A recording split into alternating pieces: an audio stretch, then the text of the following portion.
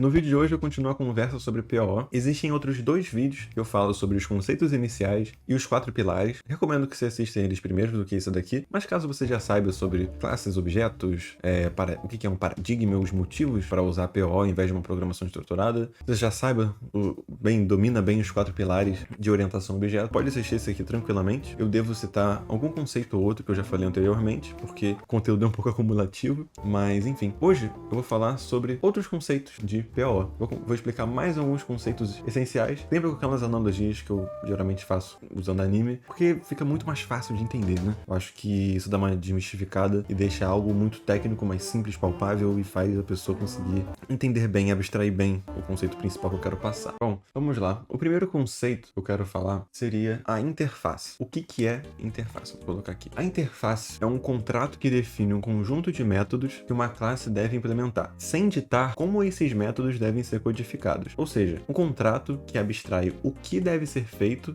não o como, permitindo múltiplas implementações polimórficas, tá? Vou anotar aqui para que fique um pouco mais didático. Bom, coloquei aqui exatamente o que eu falei. Detalhando um pouco mais de forma técnica, em PO, uma interface isola o mundo exterior de detalhes de implementação de um componente de software, especificando apenas as assinaturas dos métodos e, em alguns casos, constantes ou tipos de dados. Isso permite que módulos clientes interajam apenas pela interface, sem depender da lógica interna, facilitando a manutenção e substituição de implementações. Eu queria falar agora um pouco sobre casos de uso comuns da interface. APIs públicas, na parte da definição de endpoints. O que seria? Uma API pública, basicamente, são interfaces que permitem a outras aplicações acessar funcionalidades via web, usando HTTP. Caso queira que eu faça um vídeo só sobre API, posso falar. Plugins e extensões, tá? Sistema que carregam implementações dinâmicas, geralmente é interessante usar interface. O que são plugins e extensões? São módulos adicionáveis que estendem, né, recursos de um software sem alterar o seu núcleo. E testes e mocks seriam objetos simulados usados nos testes para substituir componentes reais e controlar cenário. Mas qual que é a necessidade de fato de usar a interface? Ela permite desacoplamento. Os módulos que dependem apenas da interface não sabem como a classe realiza cada ação internamente. Elas não precisam saber como a classe realiza cada ação internamente. Facilita os testes unitários, como eu falei. Você pode criar mocks e stubs para a interface sem ter que distanciar objetos concretos. Eu falei sobre objetos concretos no vídeo passado. E suporta polimorfismo. Vários objetos implementando a mesma interface podem ser tratados de forma uniforme.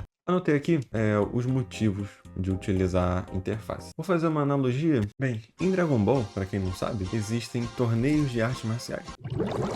Coloquei aqui em tela cheia. Basicamente é um torneio, não tem muito o que falar. E esse torneio em si, ele funciona como uma interface. Vamos supor que existe uma classe, competidor de torneio, né? Definindo métodos obrigatórios. Os métodos obrigatórios, no caso, seriam: você tem que entrar no ringue, você tem que atacar o oponente e tem que respeitar as regras. Cada participante do torneio de artes marciais implementa esses métodos de forma diferente, mas o organizador chama sempre os mesmos nomes, sem saber, e sem precisar saber, como são executados internamente. Vou anotar aqui porque acho que fica um pouco mais fácil de entender. Bom, coloquei aqui, caso queira pausar para dar uma anotada, enfim. Agora eu vou falar sobre modularidade. O que é modularidade? Modularidade é a prática de dividir um sistema em módulos independentes e coesos, cada um responsável por uma funcionalidade específica, reduzindo o acoplamento e aumentando a coesão. Seus benefícios principais são uma manutenção bem simplificada, tá? Em relação a um sistema que não possui modularidade, que não é em módulos. A manutenção simplificada, ela proporciona correções e melhorias em um módulo raramente que vai afetar outros. Ou seja, você consegue corrigir um módulo, consegue mexer nele à vontade, sabendo que raramente ele vai fazer um outro módulo funcionar. Geralmente, né, na programação estruturada, isso não acontece. Você mexe, corrige o código e muitas das vezes tudo dá problema. A modularidade ajuda bastante na manutenção.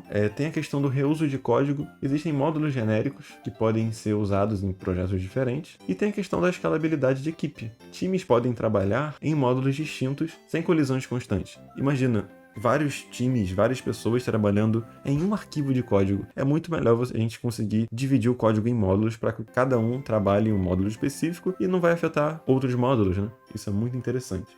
Bem, coloquei aqui. Agora falando um pouco, detalhando um pouco mais de forma técnica, a modularização, ela agrupa códigos em unidades, que seriam os módulos, com interfaces bem definidas, permitindo que cada módulo seja testado, mantido e evoluído isoladamente. Isso melhora bastante a legibilidade, confiabilidade e possibilita o reuso, pois módulos podem ser empregados em projetos distintos, que foi o que eu acabei de falar sobre os 3 benefícios da modularidade, né? Agora eu vou falar um anime diferente de Dragon Ball, eu vou falar de Jujutsu.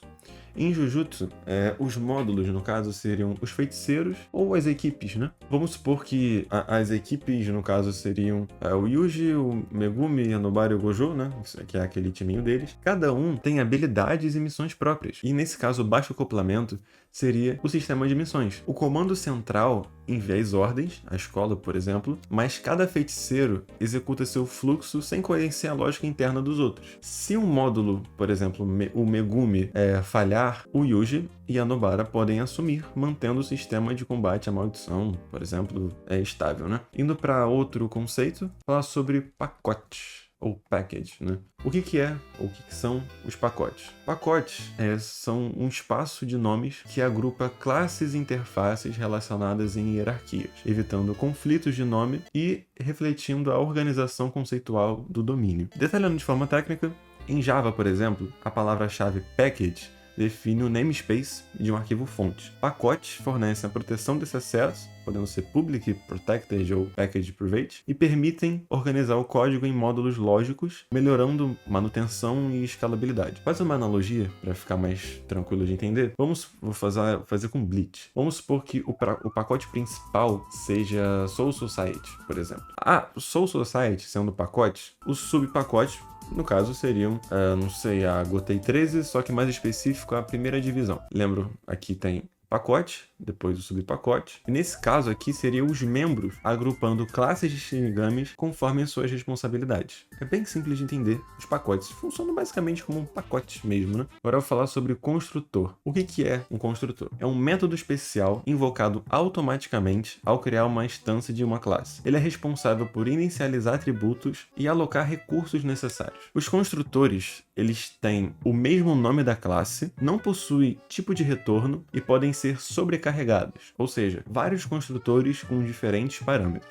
Em C#, por exemplo, o runtime chama o construtor para garantir a validade do objeto antes do uso. Alguns pontos importantes. Ao usar construtores, pode ter sobrecarga, que seriam vários construtores com parâmetros diferentes. Além disso, em Java, sempre chama o método super ao estender classes para garantir a inicialização correta da hierarquia. Faz uma analogia usando o Fullmetal. A criação de um homúnculo age como um construtor. Ela configura o nome, o símbolo do Ouroboros e habilidades iniciais, preparando o objeto para funcionar no sistema, beleza? Esse exemplo foi bem simples, mas eu acho que não ficou muito difícil de entender. Basicamente, construtor é o que precisa para criar algo. A criação de um homúnculo, no caso, age como um construtor, porque ele configura o nome, o símbolo do homúnculo, o símbolo de Ouroboros, vou colocar aqui. Os homúnculos, cada um tem um símbolo, que é esse símbolo aqui, que seria Ouroboros, e a criação exige, no caso, o nome deles e o símbolo, junto com as habilidades iniciais, preparando o objeto, que seriam cada um desses personagens, para funcionar no sistema, beleza? Acho que deu para entender agora, reforçando o exemplo que eu dei, né? Falando agora sobre o destrutor, o que seria o destrutor? Ele também é um método especial, ele é sem parâmetro, chamado automaticamente quando o objeto sai do escopo ou é deslocado. Ele é usado para liberar recursos e realizar limpeza, tá? Usando o C++ como exemplo, o destrutor, ele tem o mesmo nome da classe, precedido por um símbolo de til, tá? E é invocado quando o objeto é destruído,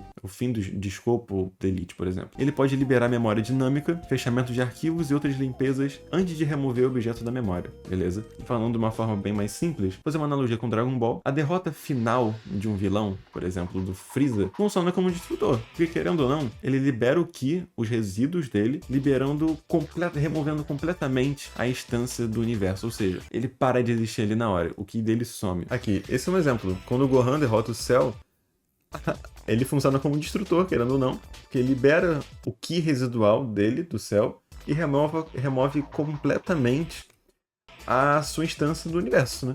Assim como você pode ver, ele some, simplesmente. Bom, no geral é isso. Talvez eu possa fazer mais um vídeo falando sobre PO no futuro. Caso você tenha assistido até aqui, eu agradeço bastante. Caso queira agregar alguma coisa, pode falar à vontade, pode corrigir alguma coisa que eu falei. Caso queira acrescentar também, eu tô aqui não só para passar conhecimento, mas eu quero obter muito conhecimento também. Eu tô aqui para aprender, tá? Eu gosto muito de programação, gosto muito dessa área. E é isso. Muito obrigado.